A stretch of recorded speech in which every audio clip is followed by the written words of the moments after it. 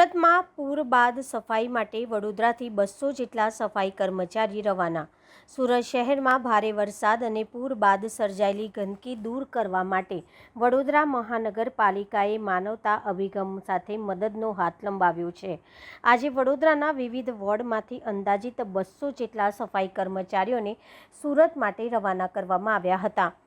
છેલ્લા 2 દિવસ દરમિયાન પડેલા અતિભારે વરસાદના કારણે સુરતના અનેક વિસ્તારોમાં પાણી ભરાઈ જતા જનજીવન પ્રભાવિત થયું હતું। પાણી ઓસર્યા બાદ અનેક વિસ્તારમાં કાદવ અને ગંદકીનું સામ્રાજ્ય જોવા મળતા સફાઈ કામગીરી માટે વધારાની ટીમોની જરૂરિયાત ઊભી થઈ હતી।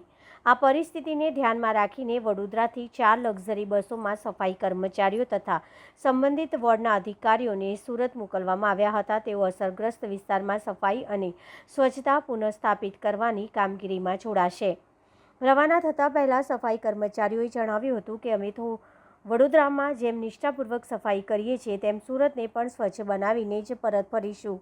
પૂરગ્રસ્ત વિસ્તારમાં સ્વચ્છતા જાળવવી અને રોગચાળો ફેલાતો અટકાવવો એ સૌથી મોટો પડકાર હોવાથી સ્થાનિક તંત્ર સાથે સંકલન કરીને સફાઈ અભિયાન હાથ ધરવામાં આવશે।